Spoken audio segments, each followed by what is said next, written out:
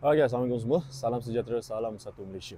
Okay, hari ni saya dapat banyak sangat-sangat DM, call, komen yang saya tak sempat nak reply. Saya minta maaf sangat. So, saya buat video ni supaya korang semua clear lah dengan isu budak OKU yang saya tolong semalam. So, saya nak cerita sikit apa yang terjadi semalam. Tapi video ni mungkin panjang sikit. Mungkin kita akan buat part 1 atau part 2 kan. Sebab nak cerita panjang nanti korang tak tengok pula kan. Okay, so mungkin ni adalah video yang part 1. Saya dapat banyak komen.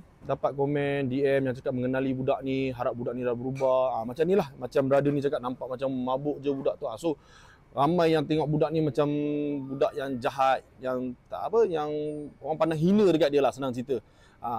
Saya satu je.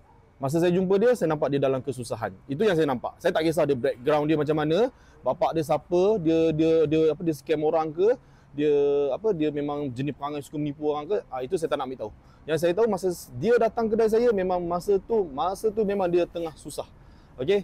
Satu, apa yang saya buat, saya terdetik nak tolong dia. Dia datang depan kedai saya, dia buka pintu, dia tak masuk dalam kedai. Dia tak pakai kasut. Dia minta air Milo. Kita tak ada air Milo, so kita jual air coklat, kita bagi air coklat. Saya ingat customer. Tapi bila saya nampak kaki dia tak ada slipper tu, saya dah pelik dah. So saya tanya dia, ni kenapa ni? Dia kata dia baru keluar hospital semua. Okay, so benda tu saya pun tak yakin lagi benda ni adalah cerita apa yang dia cerita tu betul ke tak sebenarnya. Tapi saya stay tanya dia apa yang berlaku semua. Dia kata dia kena samun lah, apalah semua. And memang betul apa yang saya nampak dekat dia punya badan, dekat dia punya badan memang tak ada handphone, tak ada duit, apa pun tak ada.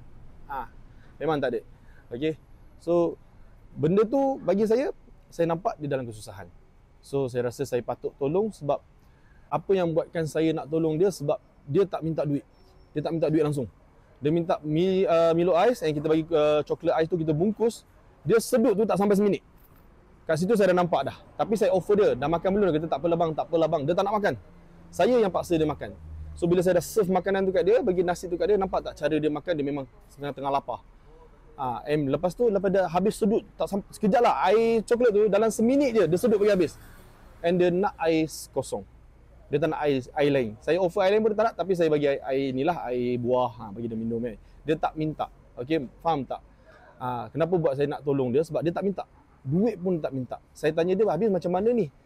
Dia kata dekat saya, bang, saya minta satu je bang, saya boleh sujud dekat abang tolong hantar saya ke TBS je. Itu je permintaan dia. Dia kata dia nak sujud kat saya pun boleh, dia kata. Dia tak minta duit . Dia tak minta duit. Sampai hujung sekali pun dia tak minta saya duit. Saya sendiri yang bagi seikhlas hati saya.